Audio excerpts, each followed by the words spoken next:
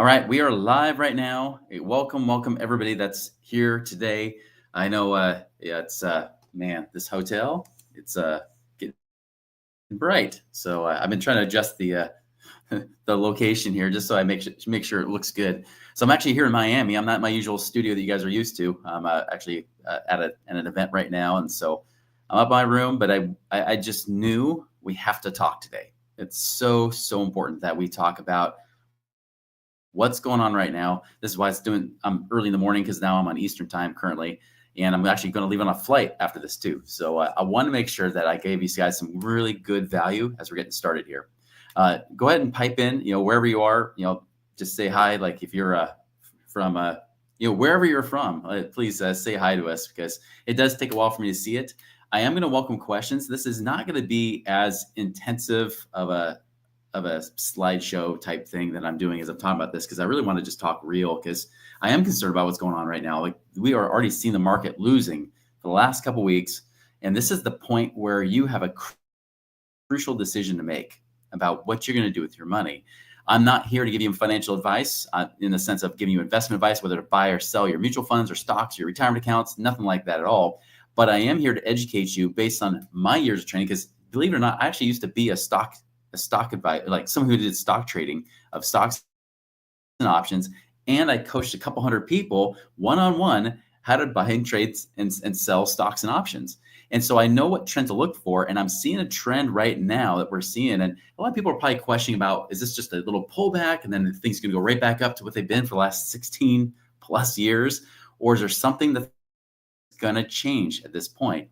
And the truth is, I'm not a fortune teller. I honestly don't know. The reason why you see people get, anything that's newsworthy, right? Anything that you see newsworthy right now is because there's some element of surprise, right? People are like, oh, I didn't expect that. Oh, I wasn't expecting this to happen. I thought the Trump effect would go forever and I'd make money forever, right? And that's just not the case. So I really want to talk about how do we avoid losing half of your money? What can you do to safeguard your wealth right now? Because this is the biggest thing. It's not about whether or not you make a lot of money. It's about how little money you lose and then make money on top of it. That will create wealth for you. If you're always trying to chase returns, if you're always trying to chase after making more money, and I'm not opposed to this, just so you know, but if you have all offense and no defense, you're going to lose, period, right? So you got to have a good offense and a good defense, not just a good defense, not just playing it safe. It's about how do we play it safe while also making more money. If you're with me here on this, if you're like, yes, that's what I want to do too. I'm more risk averse. If you're more like me, you're risk averse. You don't want to take a lot of risks, type it in there. By the way, Christopher, good morning to you as well. Good to see you here. Danielle says yes, right? Absolutely. That's what I want to talk about today is how do we make sure you keep what you make, what you work so freaking hard for. You want to make sure you keep it and then make more on top of it. That is my focus for this webinar today. As I said, like talking about how you can also create financial freedom without a lot of time, without having as much money as you think you might need, and without having to be a financial genius. You can do this just like hundreds of my clients have done, and I've done almost over the last 2 decades. David, I appreciate you saying like, yeah, 100%. Absolutely, man. Like I'm here with you too. And so again, this is not for the faint of heart. I'm not talking about something for those of you that are gamblers here, right? This is not for those of you that are. I just heard a guy yesterday talking about some crazy strategies that I told Danielle on my team. I said either this guy's going to end up broke, in jail, or both. As a result, and you're going to see more of this here in the future. And I do not want to see you guys get caught up in any of this kind of crap. Okay, so.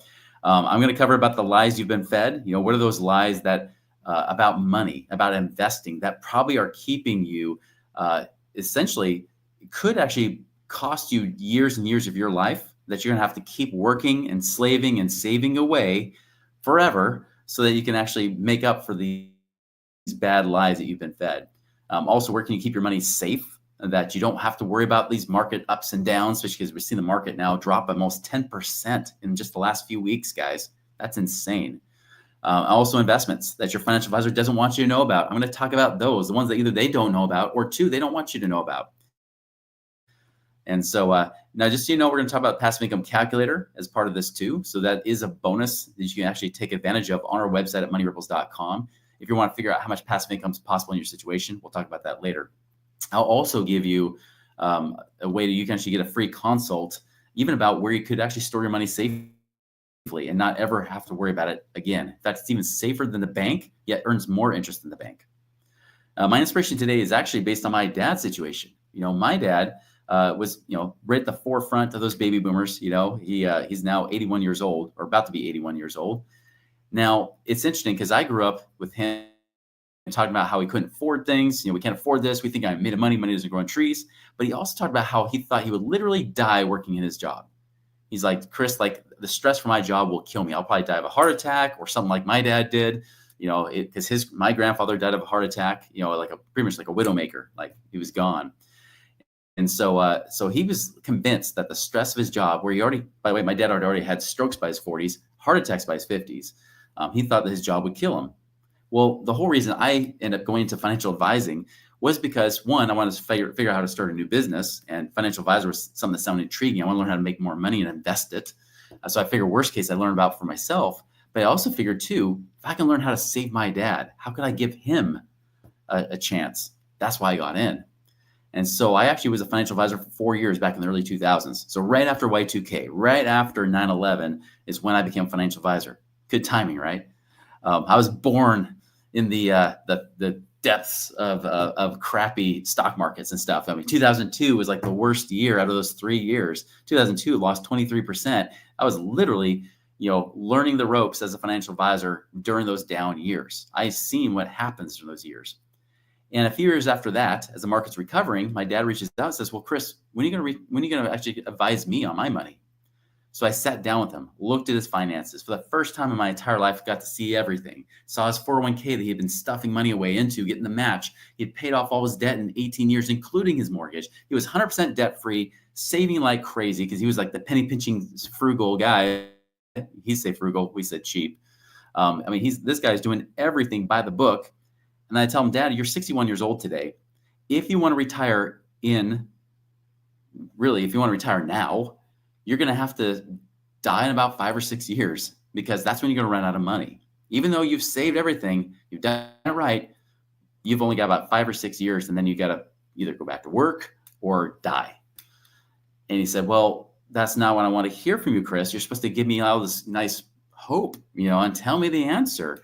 I said, I don't have an answer because you did everything right. It's just not enough.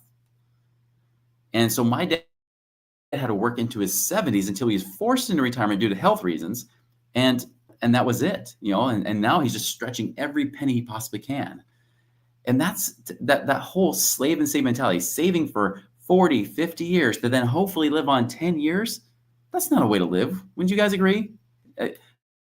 Say an amen if you guys are with me on this so far. If you're a financial advisor, you're like, I hate you right now, right?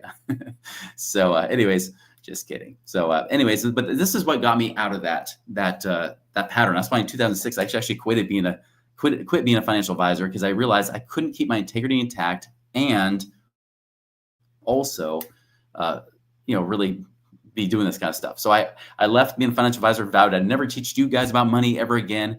I will be a mortgage broker. I will do mortgages because in 2006, everybody needed a mortgage broker, right? And so that's what I was doing.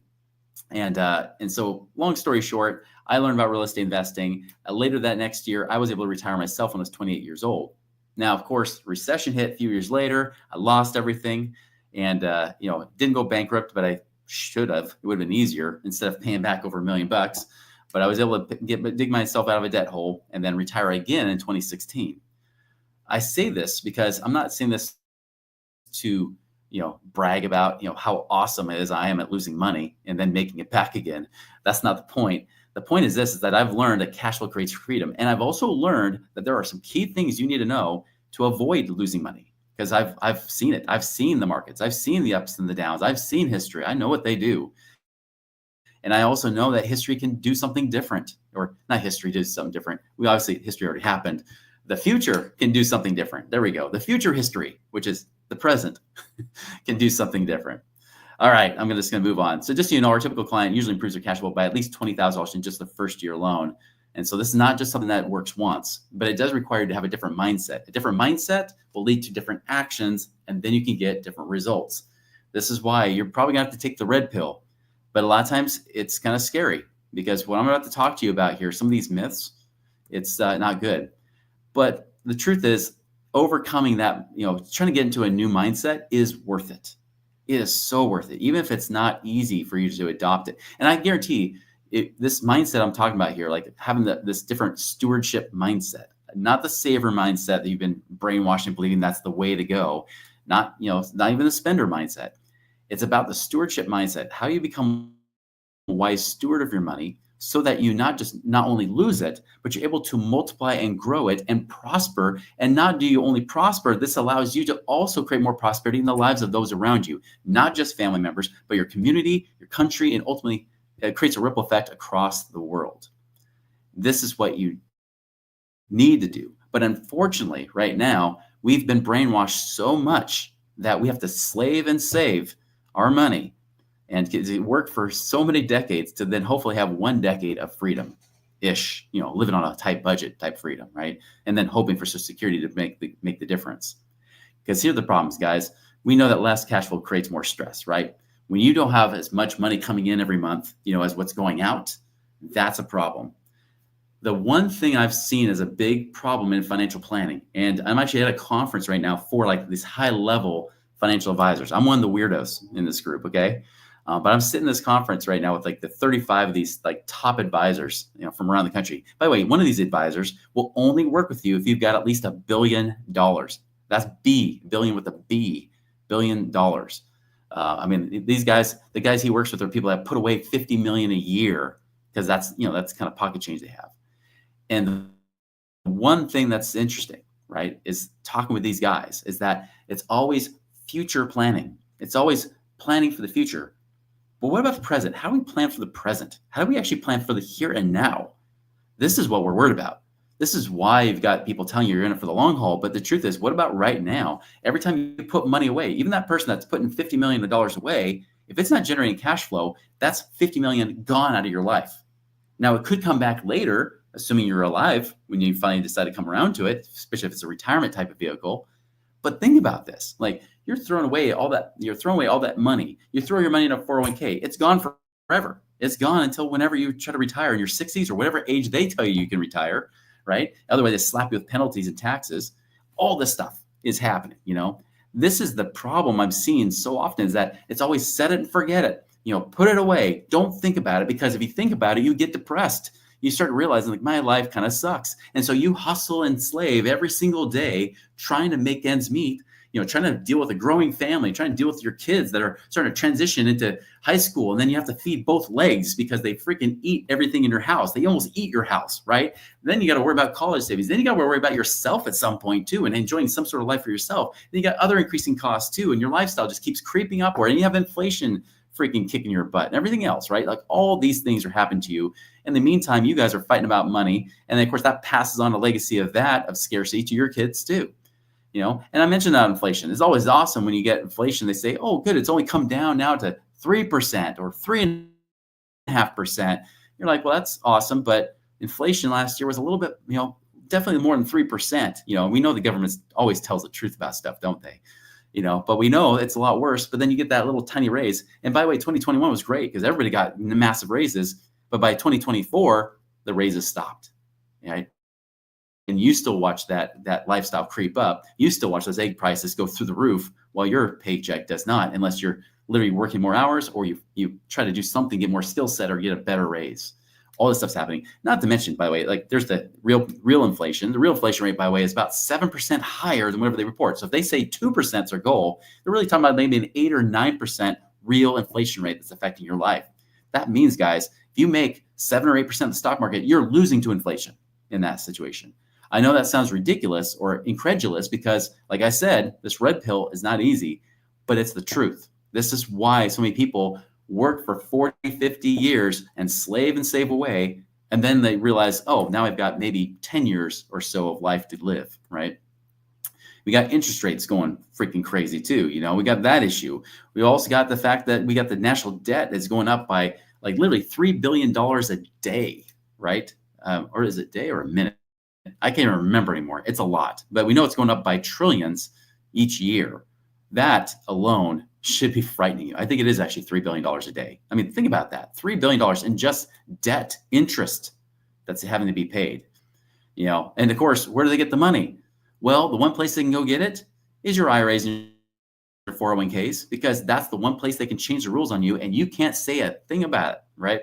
So now you're worried, well, wait, what's going to happen? Am I going to pay more taxes in the future? Even though they sold me saying, hey, if you just, put your money in this 401k for the next several years, this IRA, you don't pay taxes today. You get the tax deduction. No, you get an income deferral to a future date, and then you still have to pay taxes. Well, are taxes going up or down in the future based on what's going on? If we don't have a massive overhaul like Doge is trying to do, right? And even that's questionable about whether they're going to do a good job or not, and throw us into a deeper recession. And that's very, very possible. By the way, I'll talk about that too. The problem is that we've still probably got higher taxes in the future. We also got issues with stocks being too high. I showed this last month, this Buffett indicator. This is based on the GDP, the gross domestic product, and also U.S. stock values. So where's the stock values in comparison to the gross domestic product, to the actual health of the economy? Did you know that over 25% of the GDP, and that we've been seeing grow over the last few years, hasn't been happening because of companies growing? It hasn't been happening because companies growing, and definitely not in the tech world either. That's been a bunch of BS too.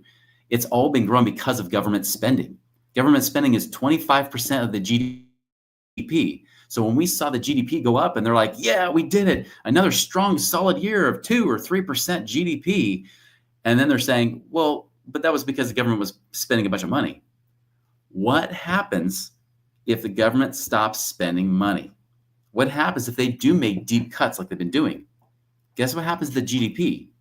It goes down. But this Buffett indicator is based on what's the actual GDP compared to the stock values. It's already 2 standard deviations higher than it should be. We're basically over 50% higher. That's why I say you don't want to lose half your money. We're already over double what the market should be.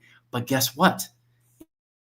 If the GDP goes down, that number skyrockets, because if the stocks don't go down with it, we're in trouble. Right? That's the issue. And so naturally the stocks have to come down. I just asked an asset manager just, 2 days ago? 2 days ago, I said, hey, with the government spending being less, that means GDP goes down. Does that mean stock valuations are now going to be way too high and have to come down? He's like, yeah, that's pretty much what's going to happen. He said, that's why I'm moving all our money into fixed income right now. We're moving to money into places that won't lose money. So again, this is why I kind of called this audible 2 days ago, just about the same thing. Just so you know, the trend line for the stock market, right? This is like the long-term trend line that I've run out since like the 1930s. Now remember, I mentioned I was a stock trader. Stock traders love trend lines. We like to see what's the trend. Obviously, the stocks have an uptrend, but no, notice that it hasn't been since 2008 that the stock market bounced off the trend line. Now, it doesn't have to. It can bounce up and go for decades without ever hitting the trend line. But look how high above it is right now. And just so you know, I mean, I took this as of today. That's just a little blip we're seeing right now. That doesn't look like hardly anything. We're down around 5,600 on the S&P right now, as it was over 6,000. Just last month, we're at 6,200. Now we're down about 10%. And look, it's still significantly higher. Notice where the trend line is going to. It's hitting about 2,500, almost 2,600. What if we went from 5,600 down to, say, 2,800? Again, you lose half of your money. And what if you did lose half of your money? What if you lost half your money in stocks, mutual funds? By the way, if you're in tech stocks, expect it to be worse than half. That's what happened to my dad, by the way. One of the reasons he got set back is that he had moved his money into tech stocks around 1999 because that's where all of his coworkers were making money. He moved it over there to make a little extra cash because the funds he had wasn't doing what the market was doing. He moved it over. The market crashed during Y2K. It set his account back. And so that's a big thing. Not to mention the Great Recession hit that also set him back. Even though he more diversified his portfolio to be safer during that time, still he was having to pump money in and hoping for growth of his stocks until the mid 2010s. Just so you know, by the way, when you see the height of the market right there in 2000, it hit the high around March of 2000 there. Now notice it hit that same high in 2007 before it tanked. It didn't hit that high again until 2013. But most people, including clients I talked to, because there's fees being charged out of their accounts, they didn't actually see their money make it back to the 2000 high until 2015. That means they waited 15 years to finally hit 0% growth on their money from the year 2000.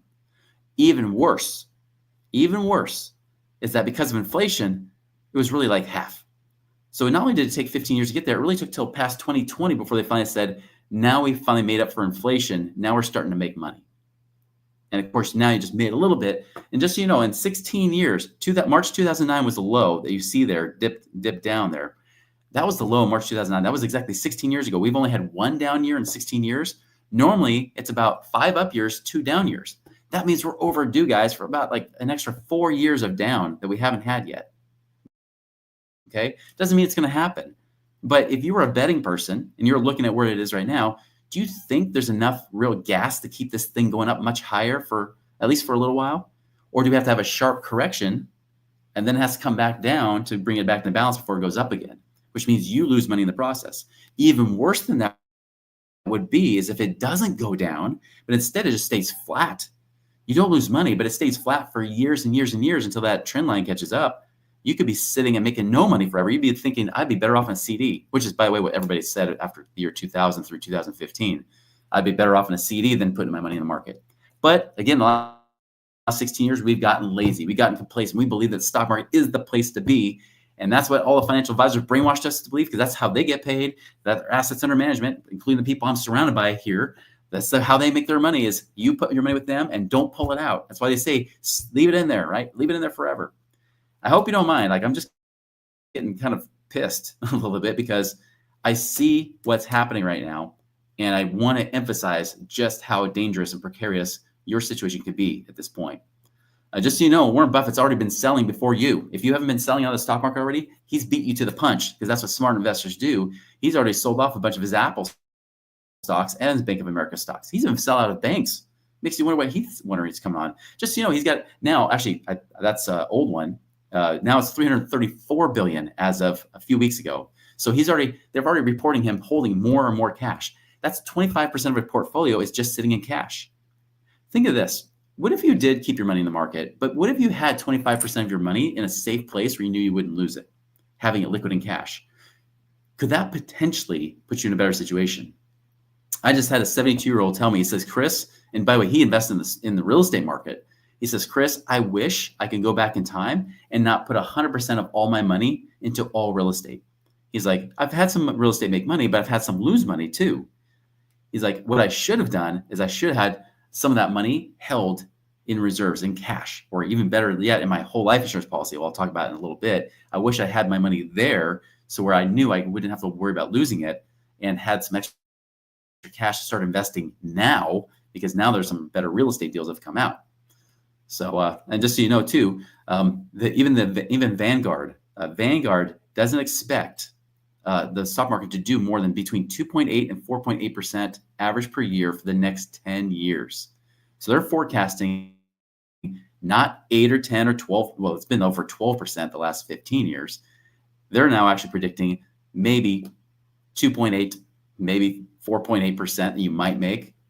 Again, you might be able to make more money in a CD or in a place that's safe than you would keep in the market, which is, by the way, why there's already been investors, the big institutional investors, move their money away from stocks and into things like treasuries, which, again, life insurance is actually invested in treasuries. We don't want you to live on rice and beans, right? We don't have to do that to get cheap. But I hate the fact that we get bad advice from guys like him saying you'll save $100 a month, you'll make 12% a year for 40 years, you'll have 1.176 million. But I did the math for him because apparently he can't do it.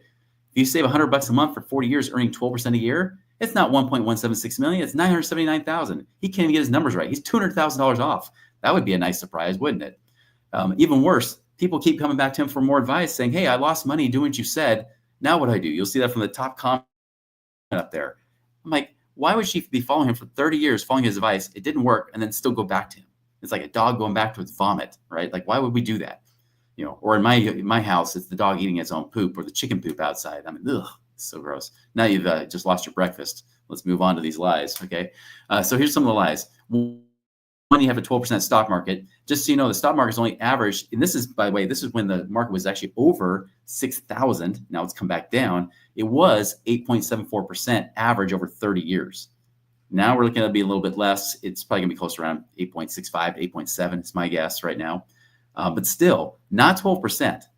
And most people, 85% of mutual funds don't even make the stock market returns of the S&P. So this is why more people are buying the S&P index, because they're saying, well, I would do better than using a financial advisor with their funds anyways, right? But look at this. Remember, I said I showed 12% doing $100 a month, and you're supposed to have 1.176 million. But what if I put in 9%? Let's just say you get 9%. Guess what? 424,000. So you're thinking you're going to have almost 1.2 million, and you find out you have 400,000. You have a third, even though you only made 3% less. That would be a shocker, wouldn't it? I'll come back to that in a little bit. Inflation, well, of course, we talked about that. That's another issue, right? Inflation is much higher. Set and forget it. I hate this. This is what financial advisors, and this I know this because I was taught to teach you this. Financial advisors are teaching you that you're in it for the long haul, right? It's okay if the market goes down. You're in it for the long haul. In fact, you should dollar cost average. Just keep putting money in, because as it gets cheaper, you should keep buying. But notice that the financial advisor never said, hey, the stock market's going up like crazy the last few years. To get more expensive, you shouldn't buy high. You should only buy when it's low. So just wait. Notice the financial advisors always say it's a good time to buy, don't they? There's never a bad time. If it goes up, they're like, well, keep buying. It's going up. If it goes down, well, you should buy more. It's on sale. And they'll just say, well, you should dollar cost average, because the truth is you don't know where it's going. And isn't that really the number one issue? Isn't that really the issue? You are literally gambling with your money because you don't know what's going to happen. You're like, I'm just going to keep putting money in. That's like going to Vegas. It's like, I'm going to keep putting money in. I'll win, I'll lose, but eventually, hopefully, I'll come out with more money, when you know the truth is the casinos come out with more money. So I appreciate that, Wing. That's I appreciate that little extra amen there. So, all right. So that's the set it, forget it, right? You got to get away from that long haul mentality. They just tell you that because they don't want to be accountable for the reasons why you're not making money all the time, right? Again, financial advisors have gotten lazy. They've gotten complacent. It's been so bad that financial advisors have been around for less than 15 years, really less than 16 years. They've only seen up markets. Think about that. This is the problem. When you haven't lost money, a financial advisor, if they've been around for 15, 16 years or less, they've never seen themselves lose money. It's always gone up. So naturally, this is why I've heard financial advisors, literally a guy who was in my church. He was in my church. He was talking to the whole congregation. We had a lot of elderly people. He says, hey, you should put all your money in the market. And one of the ladies raised her hand that was in her 70s saying, hey, what about us? We're in our 70s. Should we diversify into bonds or things like that? He said, no, definitely not. Not unless you're like in maybe 90 years old. But no, if you're like in your 80s or less, you should be 100% in the stock market. And I literally, like, both my wife and I went, are you kidding me? Are you kidding? Like, this guy should be arrested for this kind of crappy advice. 100% in stocks. And these people are literally in retirement trying to live off of it, right? Horrible advice. Like I said, here's the real return of the stock market, right? Again, you're in the long haul. But again, what happens that long haul when we get like the year 2000 and then we have to wait till the year 2020 to finally catch up with inflation again, right? By the way, 401k realities, this is a sucky one too. I show people that when you get the match, because the 401k, the problem is this, is that 401ks underperform the market drastically, and they have higher fees. So I'll give you an example. Fidelity has their target date mutual funds. Just so you know, 85% of millennials actually pick these funds right now.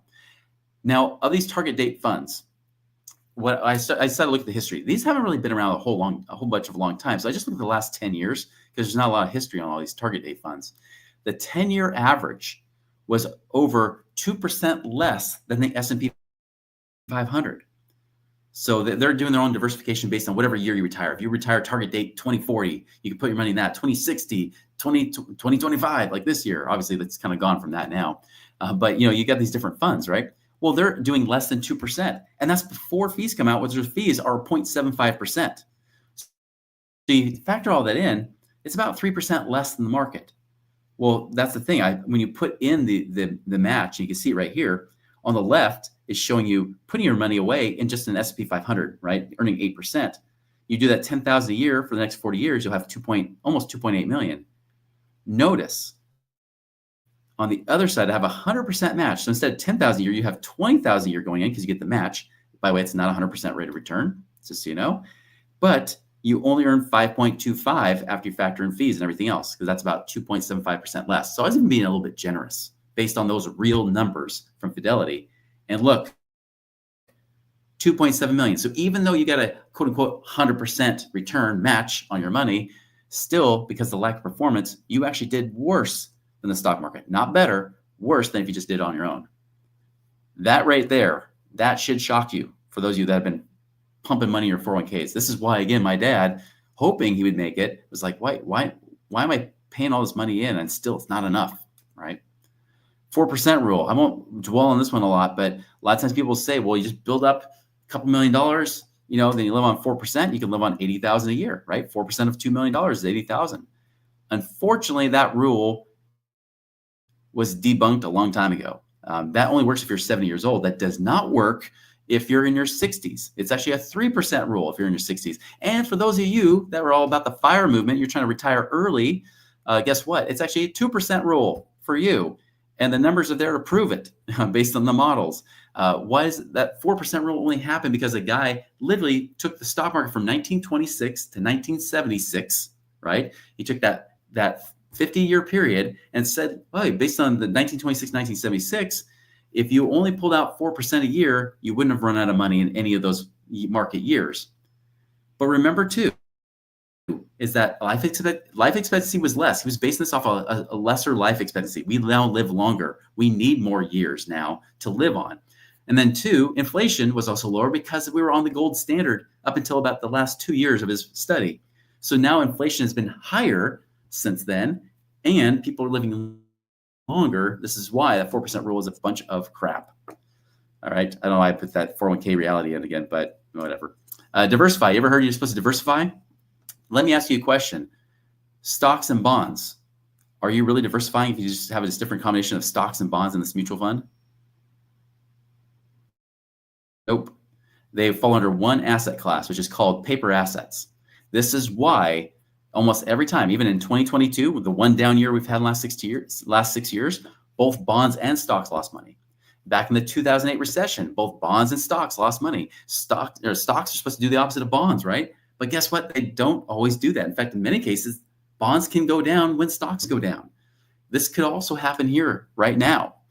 So just be aware as that could actually happen to you. So when people say I'm diversifying, no, you're not.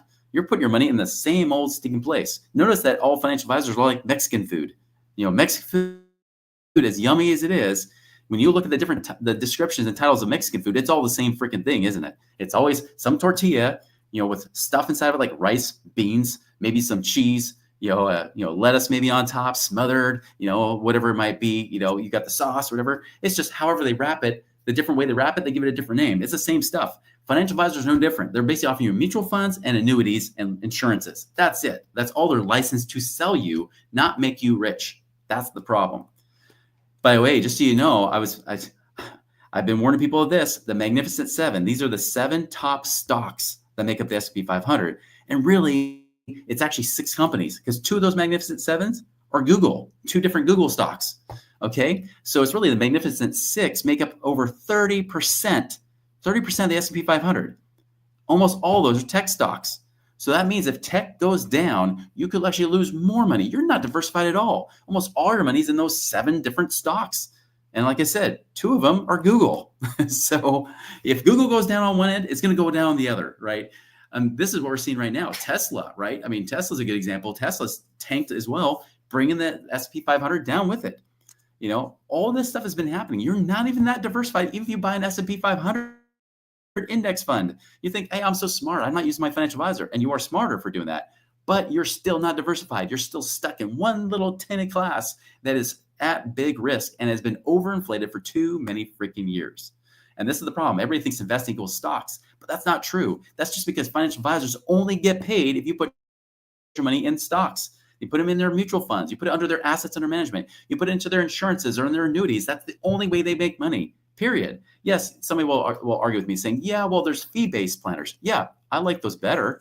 But I'll tell you this, still, to a hammer, everything looks like a nail. When they've been trained in that industry, they've been trained by these companies. The problem is this, is that they've been trained to tell you that you can only be investing in the stock market. There's no other investing outside of it. Yeah, you can do real estate, but that's risky, even though real estate's less risky than the stock market. But still, that's what they're going to say because it takes money away from their pocket. How do I know? I was one of those guys, and I was listening to those conversations in my own office. The things they won't tell you are the things they say behind your backs. They say to each other, and it's ridiculous. They are all about how to get those assets under management so that they get their stable money. They get paid even if you lose money. Just so you know, when you lose money in the stock market, they still get paid. To me, that seems ridiculous. Why should I be paying somebody for bad advice, for losing me money? I lose money, shouldn't they too? Nope, doesn't happen, not in that industry. So again, they have no risk, but you take all the risk. I mentioned the 401ks, right? Fidelity stats, 46 million account holders, 900,000 of them have at least $1 million. That's about 2%, have about $1 million or more. But the Transamerica poll was done in 2023, says that 35% thought it would take a miracle to be able to retire. Because again, 3%, if you try to pull off 3% off $1 million, 30,000 a year, not enough. You have to have multiple millions of dollars in today's dollars before inflation kicks your butt to make sure that you have enough, right? Just, the average Xer, which is most of our clients now, are like either Xers, because now Xers are now going to their 60s at this point, or some of the millennials too. The average Xer only has $600,000. They have less than $600,000 at this point. So think of that. 3% of 600,000 is $18,000 a year. You need Social Security to be able to survive on that kind of stuff. It's like, and this is why I tell people, like, if 98% of people, and actually even less, right? Because 98% of people have at least $1 million, but still a third of those 2%, a third of them don't think they even have a chance of retirement. That's like, you have like all these negative reviews, all these 1-star reviews, but you get the 1 5-star review from your mom, but you get 99 other 1-star reviews, and somehow you're going to try that food out. You think you're not going to get poisoned? Maybe it's Mexican, right? Maybe it's something that's Mexican, but man, it hasn't been cooked right. You don't want to be in that place. And this is why we need passive income, because if you don't find a way to make money while you sleep, you will work until you die, as Warren Buffett says, right? And cash flow is the thing we need to work. So again, if you want safety now, if you're worried about layoffs now, you need passive income, right? And I know some of you guys know this. You know this for a fact. Maybe you've even been laid off in the last year or so, like several of our clients have, right? It's not just people getting laid off because they were, working for a restaurant. It's like good top level executives getting laid off from companies right now. It's going left and right. Nobody talks about present planning. There's always future planning, but what about the present right now? That's again what we keep talking about, right? And so that's why I always say, do the opposite. If every instinct you have is wrong, then the opposite would have to be right. As Jerry said to George Costanza, who's been notoriously known as the loser, right? And so of course, opposite George, that episode, that's the one time he won because he did the opposite of what his instincts were. Maybe if this hasn't worked so far, maybe we should all be doing the opposite, right? This is why I tell people, focus on acceleration, not just accumulation. This is the answer, guys. Now I'm going to get to that. If I've depressed you enough, now let's talk about some solutions here. Here's the big picture we teach all of our clients, right? Is that there's this wealth wheel. You start one with principles, right? What are those principles of wealth? A lot of the lies I've been addressing has already been addressing this. This is a big part of what we're talking about is you got to break that mindset. You got to get away from that scarcity saver thinking and get to an abundant steward mentality. That is what's so important. And so breaking away from really breaking free. I'll tell you this, for our clients, once they break free of all the brainwashing that we've been taught our entire lives from financial institutions, advisors, all the experts and pundits out there, once we break free from that, the strategies are actually really easy because they make common sense. But unfortunately, we've been brainwashed so long that we've taken common sense away. I'm checking in with you guys. Was there anything I said here that feels like this is more common sense than what you hear from traditional financial advisors and things like that? It may not be commonly taught, but things like, yeah, that makes perfect rational sense. Now, when you mention it, Chris, this makes sense here, right? If that's the case, pipe in and say, yeah, I'm with you there, or whatever, or just Y for yes, because you might be so lazy, like the Y is hard work. I don't know. I'm that person. I'm the one that would hit the Y. I would even type it out. But yeah, that's the thing. These are the principles you got to understand, right? Then we also have max ROI infinite banking, which is part of this. We talk about where's a safe place to store money. That right there, right? Then passive investments, those kind of things. Now we get this money to actually create income for us now, because it's not about how much you accumulate forever. It's about how you accelerate your money to pay you today. By the way, it does. Like I said, I promise you, it takes me like a minute to see responses. So I appreciate all the yeses and 100% and definitelys. All you need now is an exactly from somebody, and then we've got it complete, right? But I appreciate that coming in, because this is common sense, but again, it's not commonly taught, right? Oh, there we go, Danielle. Thanks for putting in the exactlys there. So anyways, let's move on here. So get lean, get liquid, get out. Get lean.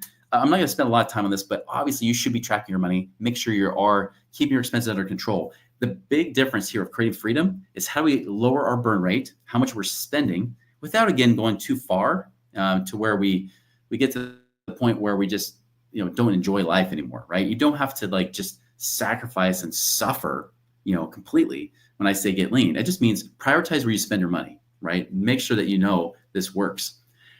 Now, when you do that, and then also get liquid. Get liquid means you have money, cash available, money to use.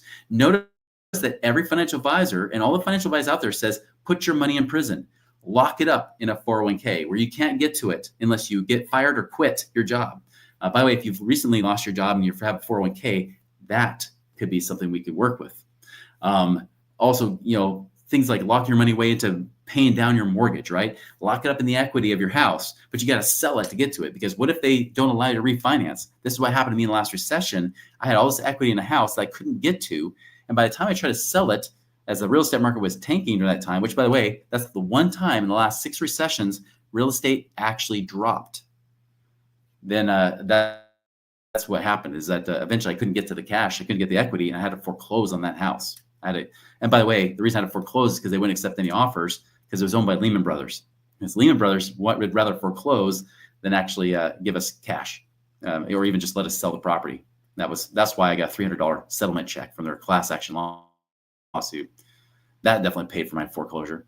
And I'm being sarcastic when I say that, by the way. Anyways, and then get that money out, get out to invest. So getting liquid, bank savings, life insurance, cash value, mutual funds, old 401ks, as I mentioned, right? So ones that you had from a previous employer, not the current one. You can't get to that money.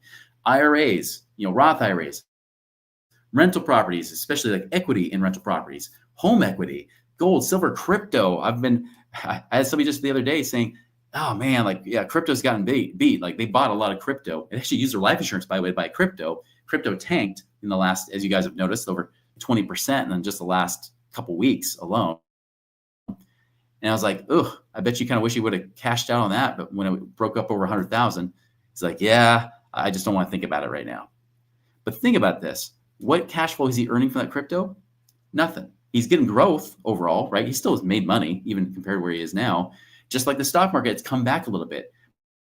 But does he want to sell? No. The question is, should he be selling? I don't know. Maybe. Here's one thing I learned. If I give you guys a little bonus here, and it's kind of going with the getting out, getting your money out to invest.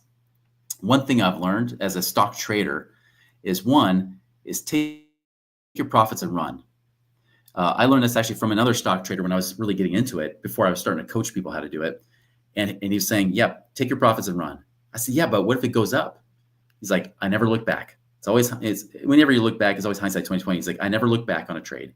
The only thing I ask myself is, did I make money? It doesn't matter. He's like, because really you don't make money unless you pull that money out, unless you sell it, right?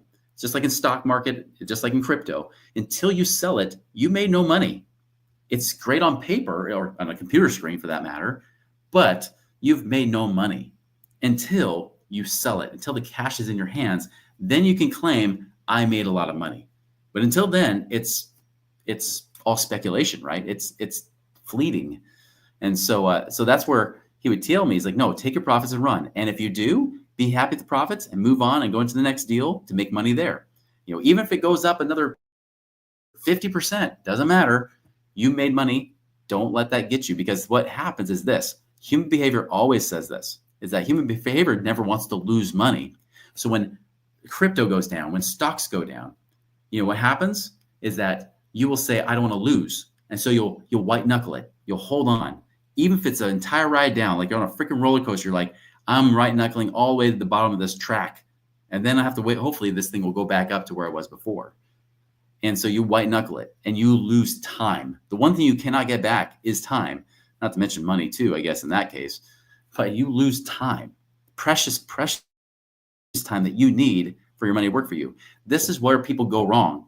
They lose money and they say, oh, well, I just got to ride it back again. All in the meantime, just trying to break even, which just, when markets go down, they go down fast, but they recover slowly. It takes a while to get that money back. So you got to be careful when you do that, because if you do like what most average people do, you white knuckle it, you just ride it all the way down. And here's what usually happens. When you're finally sick and tired of it, you finally sell at the bottom. Instead of saying, you know what? Over the last 15, 16 years, I've made a sick amount of money in the stock market. Maybe I should lock in my gains. Or as we talked about in stock trading, you can I just blanked out on it. Scale out is what we called it, right? You can scale out of it. So maybe you're like, well, what if that stock keeps going? It might still have more steam. Okay, well, maybe sell out of a bunch of those profits and let the rest ride. But if it does go down to a certain point, I'm out. Like if it hits a certain limit, that's the other thing too. We always had stop limits. If it broke below a certain percentage below where the price was at the time, we sold regardless. We put the things in place, automated, that we had to do. We couldn't let our emotions get involved, because whenever emotions got involved, you make dumb decisions. And if you're not sure about your emotions making you smarter or dumber, ask your spouse. They know.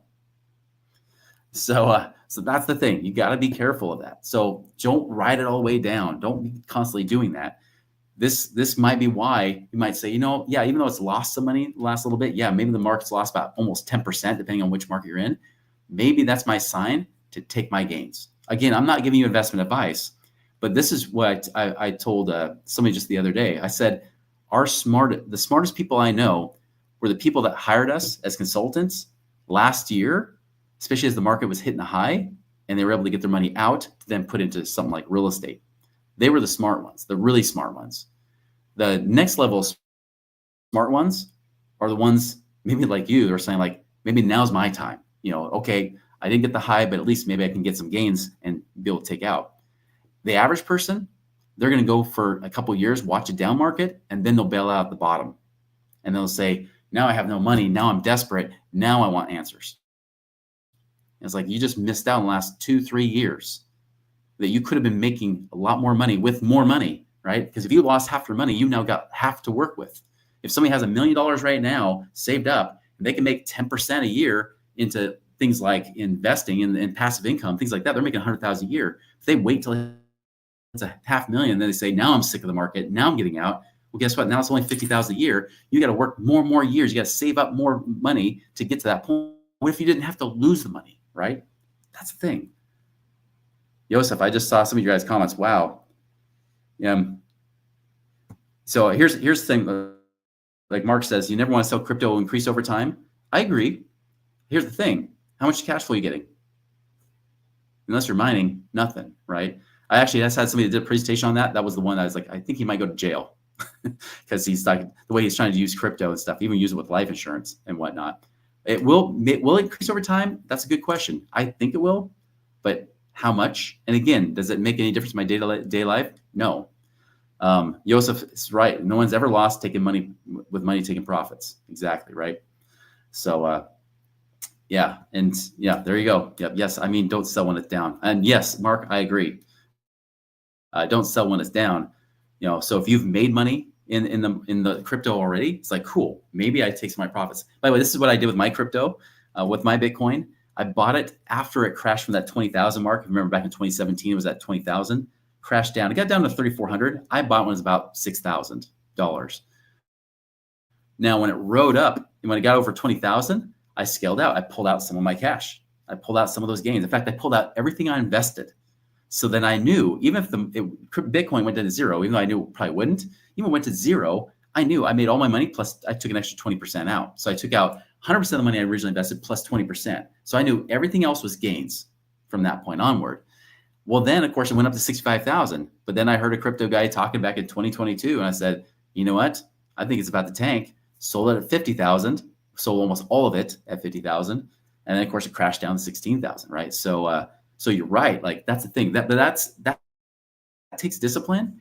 If you're not that kind of person to say, yeah, I know how to call the timing, maybe that's not the right investment for you. Now, if you are, sweet, I love it. But again, I didn't invest anything I wasn't afraid of losing. So anyways, I'm spending a lot of time on this. Where do you put your money that can be easily accessible? Infinite banking, we've talked about that a lot. If you haven't been on our YouTube channel, the Money Ripples channel, we talk a ton about this. I'll just say this, the main benefits of having infinite banking, this is like a tax-free, high-yield savings account using whole life insurance, but it has to be specifically designed in a way that lowers the costs. Just so you know, most agents do not lower the costs this far. In fact, I just met one that said Chris, I think somebody on your team is actually replacing one of our policies right now, and you're even using the same insurance company. And I said, it's possible. I was like, if that's the case, here, I'll split you on the deal. I'm sorry, we're stealing your client away from you. It was a dentist, apparently. I'm like, I don't know that person. If it's somebody on my team, I apologize. But obviously, if we're doing it, it's because the client's making a lot more money. And so it was kind of an awkward situation at dinner last night. But anyways, it is tax-free now and later, much like Roth IRAs are. There's no limits or penalties. You can pay up to 25%. You can save up to 25% of your tax of your stated gross annual income, not your tax return income, but your actual full gross income before all the tax deductions come out, especially for those of you that are business owners. By the way, we got on our website, moneyripples.com, we got an infinite banking section. You can go deeper down this rabbit hole too. It's also, by the way, in most states, 100% protected from lawsuits and creditors. That's huge because you have millions of dollars here. People can't take it from you. It's safer than the bank because insurance companies actually go out of business less than banks because they don't over leverage themselves. And they even have reinsurance companies that back them up. So even if they do happen to go into default, the reinsurance companies that they all have to buy legally, buy a policy from them, they step in, they cover all the assets and your death benefit too. So your money is actually safer, but right now they're paying about 6% or more tax-free. Guys, comparing that to like when you do stock market stuff, which by the way, have you ever noticed that stocks never have tax advantages? That's the one thing I had to tell even my stock students too, is that, there is no advantage. Even if you get an IRA, the Roth IRA, sure, you still use after-tax dollars, but yeah, you get the advantage, but there are no tax benefits. IRAs and 401ks, you always have to pay tax. If you have naked stocks, just plain old stocks, bonds, mutual funds, they get taxed, right? The gains get taxed. And often if it's an IRA, you get taxed at a higher income tax rate too. So if you do get taxed, say that your tax rate is 25%-ish, right? Well, guess what? That means that if you're earning 6% tax-free, that's like you're earning at least 8% taxable, which is pretty much what the market's been doing. Protects your family and is also access cash now. This is a great place I store money. I store most of my savings in my life insurance because it is tax-free and I'm earning 6% tax-free versus my bank account, which just lowered it to 0.05%. And that's not, that's bad. But even my high yield savings account lowered to 3.5% because those rates already came down and I get taxed on those, that piddly interest that they pay me. So I store most of my money here. So if you want a safe place to store your cash, just like a 72-year-old, he says, Chris, I wish I would have stored more of my cash here, right? I wish I would have stored it here. That's the big thing. So anyways, I'm not going to embellish on that. Passive investments, what are passive investments? We talk about turnkey rentals where you can have a property manager manage it for you anywhere across the country. You get paid the rent. You get paid the extra money from that. Lending, you can actually lend and be the bank. By the way, I was just talking to somebody last night. I said, one of the big lessons I've learned in the last few years is that I even though I knew this intellectually, emotionally, I always thought I still want to own assets. I want to own something with collateral like real estate. I want to own the property. But think of this. When you have a mortgage and you sell the property, who gets paid first? It's the bank, right? The bank always gets paid off first, and as the owner gets whatever's left over. Lenders get paid first. This is one thing I've learned, which is why a lot of our clients the last few years have been safer lending their money to real estate investors and having the property as collateral. And that's where they make great money. And you can still make 10, 12% returns.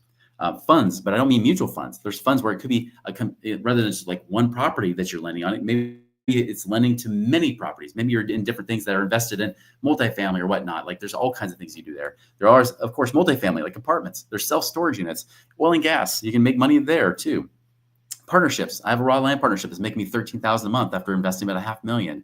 Things like that you could be doing where, again, I can be hands-off as a passive investor, truly passive, and let my money work for me. That's how you get that money out. And then you create an income avalanche, right? You just keep it going and going and going. So anyways, guys, I'm skipping to the end here. Just real estate's awesome, right? Here's the big thing. Again, cash flow creates freedom. I'll tell you, like my dad, like I said, he's the inspiration today. He's now, like I said, stretching his money out. He's trying to make every dollar last before he's dead. He lived longer than he expected, right? And that's a stressful place to be. And that's not just stressful for him, it's stressful for us. We're like trying to help him out financially to make sure things are that way. If you're like me, not just because of pride, but just because you want to be self-reliant. You don't want other people to have to worry about you and worry about your finances and your situation. You want to be set. And it's not just something that you can do for you, but it's also a legacy you create for your children as well. You can put them in a better position in their life, especially when they learn it differently. So that's the thing, guys. Like, you could take the long way or you take the short way. Shorter path is the way we talk about here. So next step is, obviously, if you guys, I would say this, there's two different phases you guys can be in. If you've got less than $100,000, don't even worry about passive investments. Don't even worry about it. It's too early. Even less than 150,000, I wouldn't worry about it. Because the truth is, if you want to quote unquote diversify a little bit, even in these alternative spaces with real estate and whatnot, the great thing is that you want to diversify. You want to have money to do that. You should have at least 150,000. If you have less than that, infinite banking, that's your path.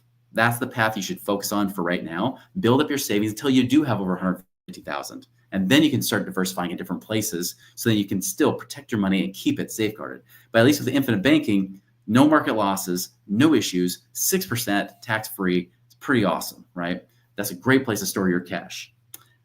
For those of you that have over 150,000, and I even mean, like, this could be equity tracking properties. Maybe you're not making enough cash flow on your rentals that you should be, right? Maybe you've got money in old 401ks and IRAs, wondering what to do with it. Did you know you can self-direct it, put into a self-directed IRA, and actually invest in these very things we talked about and make money, possibly more money than you ever would in the market, especially over the next 10 years. Heck, even the life insurance will probably make more money in the next 10 years than you'll make in the stock market, right? And you'll do it with less risk. But again, use the calculator, that passive income calculator we have on our website. Go ahead and use that. I think we have there's the link right there if you want to try that out. Again, all of it's at moneyripples.com. But that passive income calculator is a great thing to try. But that's what I recommend. If you do have cash thing, what do I do to get it to pay me? So I can have my money work hard for me, so I have to work so hard for it. That's what you should be doing. So, man, time has flown, right? I was going to save this for questions. I know you guys put in comments along the way. I appreciate you guys joining in here. If you have questions, reach out to us as well. There's also a contact that you can see right there. Feel free to reach out to us. Again, we're here to serve you. We want you to have your money in a place where it's safe. I will tell you this, like I said, the smartest people are going to be the ones that say they're going to act now. They're going to say, what do I need to do right now to safeguard my money, protect it, make sure I don't lose all that money I worked so hard for. I don't lose it. I lock in those gains. I take what I have. And now where can I put it that's safer, that can not just protect my money, but also grow it? When everybody else is losing it, I'm growing and become wealthier. And just so you know, when people are losing money, that's usually when the people can make the most money. It's because people don't have cash when markets go down, is why they can't make more money, because they don't have the cash to do anything. Now is your time. And so I honor you guys for taking the time to be here today. I know there's several of you on. Those of you watching this later on, welcome as well. But again, reach out to us at moneyripples.com. Thank you, guys.